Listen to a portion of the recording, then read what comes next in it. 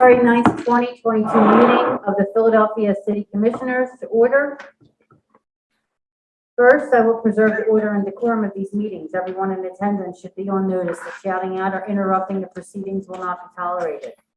Those who violate this will be as leave. The Sunshine Act permits anyone attending a public meeting to object to a perceived violation at any time during the meeting. If you choose to do so, please succinctly state your objection. Objecting is not an opportunity for speech making.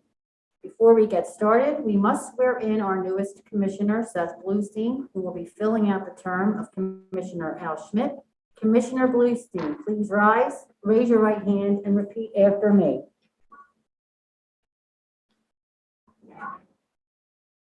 I, Seth Bluestein, do solemnly swear I, Seth Bluestein, do solemnly swear that I will support, obey, and defend the Constitution of the United States that I will support, obey, and defend the Constitution of the United States and the Constitution of the Commonwealth of Pennsylvania and the Constitution of the Commonwealth of Pennsylvania and the Philadelphia Home Rule Charter, and the Philadelphia Home Rule Charter, and that I will discharge the duties of my office with fidelity. and that I will discharge the duties of my office with fidelity. Thank you, Commissioner, and congratulations. Thank you.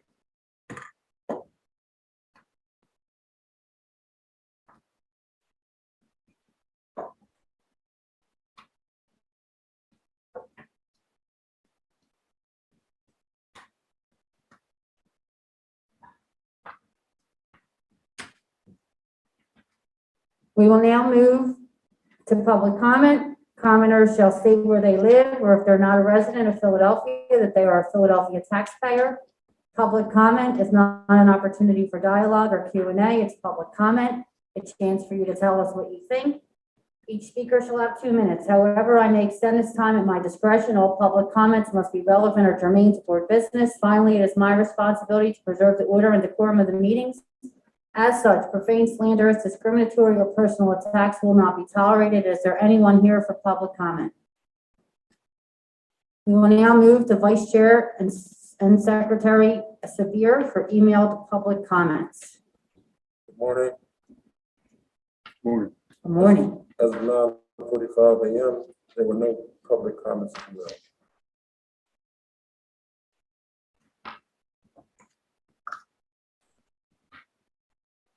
Moving no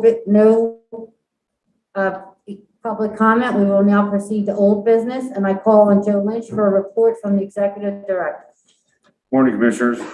Good morning, Joe. Congratulations again, Commissioner.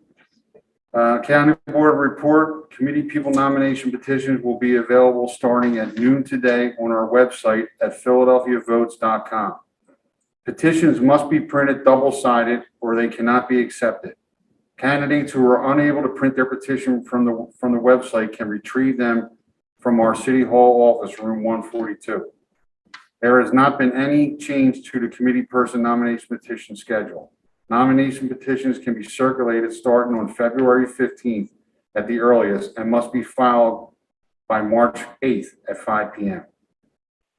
The voter registration unit for the election cycle to date, they have processed 51,666 applications, of which 2,950 were paper. They have sent out 31,347 ID cards, along with 46,697 five-year notices. Imaging and data units are processing applications, return ID cards, and return letters.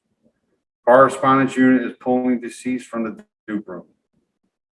The polling place unit, as of now, the unit is going out periodically, checking various addresses to validate residences. Several hearings are being prepared for scheduling later as they get closer to election day. All polling places will be contacted later on in February for verification for the primary election. Thank you, Joe. We'll now move on to new business. I have 2 motions. First, I motion that the position of Secretary of the Board of the City Commissioners be transferred from Commissioner Omar Sabir to Commissioner Seth Bluestein. Do I have a second? Second. I vote aye. All in favor? Aye. Motion carries. Over the winter break, we saw a shocking ruling coming out of the Commonwealth Court in the McLinko case. which ruled that the mail-in voting portions of Act 77 unconstitutional. The McLinko decision was immediately appealed to the Pennsylvania Supreme Court. I want it known that I, and indeed we as a board, support the state's appeal and believe that the Supreme Court should uphold mail-in voting as set forth in Act 77. Because of the appeal, the Commonwealth's court order has been stayed. Mail-in voting is still legal, and there is no immediate effect on the election or voting. Therefore, the Commissioner's Office is proceeding as normal, mailing out permanent absentee and mail-in applications, processing mail-in applications, and mailing mail-in ballots when they are finalized. Voters on the annual mail voter list will begin to receive their yearly application in the mail in the next week. This is not junk mail. It is important election information. They should fill it out and return it, postage prepaid to us as soon as possible. I cannot overstate how devastating the McLinko decision would be to Philadelphia voters if it were upheld. But it is not enough just to state that mail-in voting has been embraced by a large number of Philadelphia voters. So I asked the staff to dig deep into the numbers. On average, more than 1/3 of Philadelphia voters have cast their vote using mail-in ballots during the past 4 elections. During the 2020 cycle, roughly 40% of Philadelphia voters used mail-in ballots. More than 140,000 Philadelphia voters have voted using mail-in ballots in more than one election.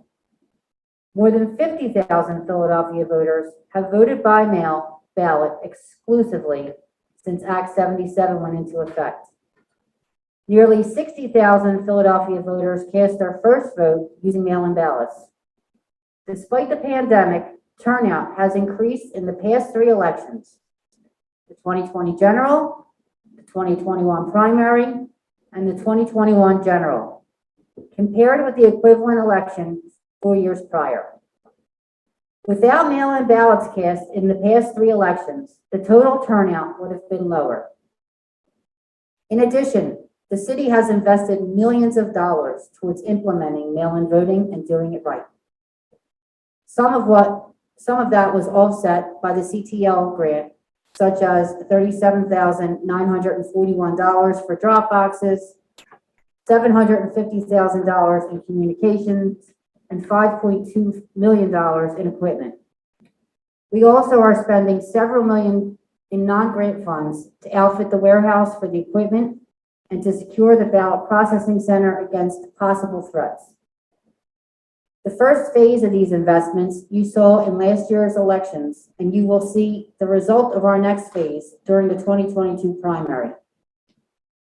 Additionally, we have created a new unit dedicated solely to mail ballots, where we are investing over $200,000 in salary this fiscal year alone. We have successfully implemented mail-in voting and are looking to improve. If we were to go backwards, it would be just as hard and costly.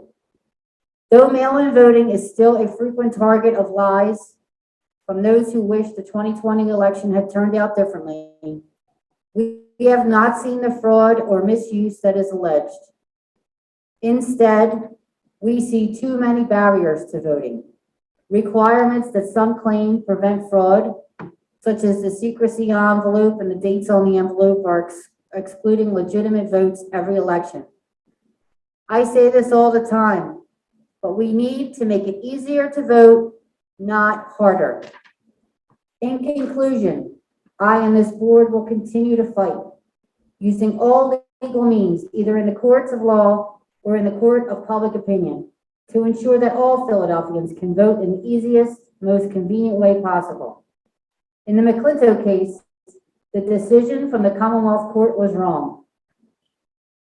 Philadelphians have embraced mail-in voting in large numbers, and we will make sure that we are part of the process of getting this corrected.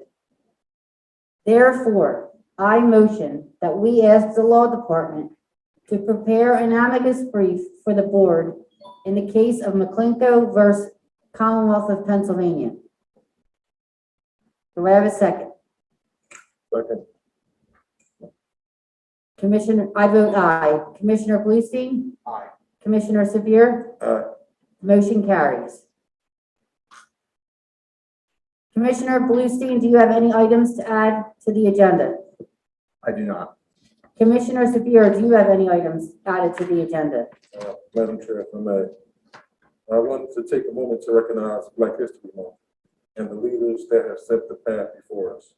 We stand on the shoulders of great people like Octavius Cottle, Martin Luther King, John Lewis, Rosa Parks, Ida B. Wells, and countless others. I'm proud of the work that we're doing to ease access to voting for every Philadelphian, and will continue to fight for the rights of all Americans. Also, I just see Commissioner Schmidt. It looks a little bit funny seeing you on the other side, my friend, but thank you for your service, and we definitely look forward to working with you in due capacity with the committee assembly. Thank you, Commissioner Sabir. With no items remaining.